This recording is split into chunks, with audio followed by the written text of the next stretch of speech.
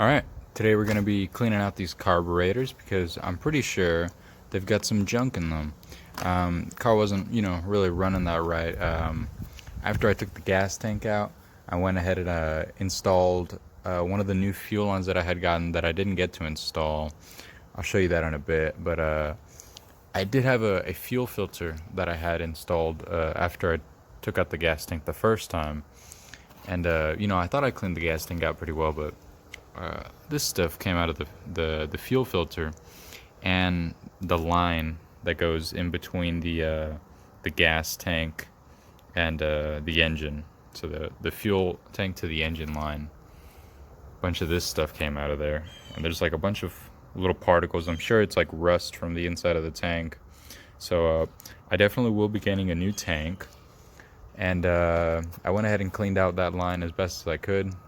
I just put gasoline in there and blew it out with compressed air.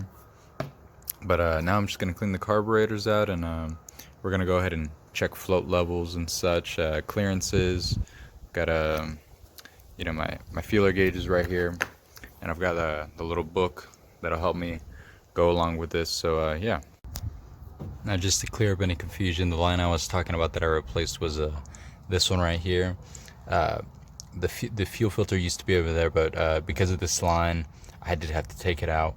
But it's alright because the new fuel tank should be, it's going to be new, so it's going to be clean.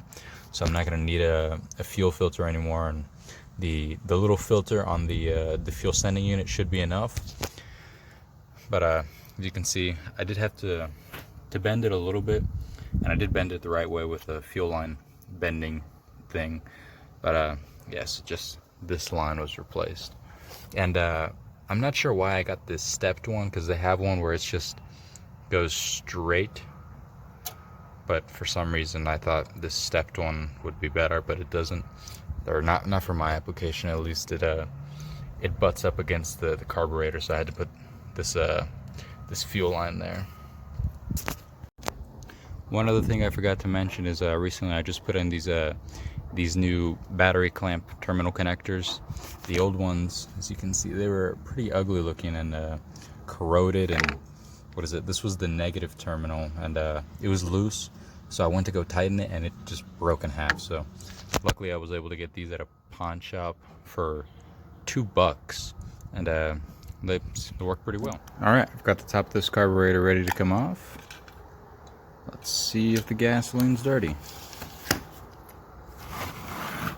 There's not that much gas in here, but looks pretty clean, so that's good. But I'll still go ahead and just go over the basic cleaning, what I do, and just assembly, things to check for, stuff of that nature. All right, so the first thing I want to do is go ahead and start taking everything out of here. The Venturi cluster, this little brass thing, I'm not sure what it's called. We got a little spring in there, and these main jets, they're stuck, so I'm actually not going to be able to get those out, unfortunately. But yeah. Alright, so in my opinion, the best way to clean all these little passages in these is with a thin wire. Just run it through there. You can spray some carburetor cleaner or whatever you want in there, but make sure you go through with this wire brush in all of them. Now, one of the areas you got to make sure and run this wire through is actually right here. We got a hole, and right here we have a hole as well. This is for the accelerator pump. So just make sure and feed this wire through there, and make sure you see it come out of this other side to make sure that there's nothing clogging it. Also make sure this the spring goes in correctly. This part that is straight goes through this hole right here, and then you got to make sure this little L-shaped part is up against the back of the where the needle and seat assembly is. Alright, so now I'm going to check out the needle and seat, make sure everything's clean in here, blow it off with some carburetor cleaner, and you always got to make sure you don't mix these two up. This one right here is for the accelerator pump, and this one's for the needle and seat. So that goes right in there. And same with these floats, you got to make sure that there's no holes in them. Put them in get a little bowl of water, put them in there. If they float, they're good. If they sink, they're bad. But yeah, and we also got to make sure this is at the correct height. So once you've got your bottom piece cleaned out, you feel good about it, we're going to go ahead and check float height. Now, I was looking, some guys on the forums said about 1 1/8 is good. So I'm just about there, 1 1/8. And you know, these ran good, so I'm not gonna adjust them, but gotta make sure. Now you're also gonna want to go ahead and check your float drop as well. Make sure that's 1 3/4.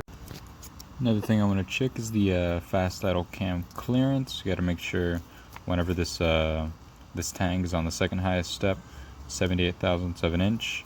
So I went ahead and stacked on my feeler gauges, and I want to go ahead and check. Alright, so I just go ahead and adjust mine. I was a couple turns off, so we got that set. Another thing we're going to check is the vapor vent. So once the tank is on the highest step right there, the vent should start to move. Got it right there set to the highest step.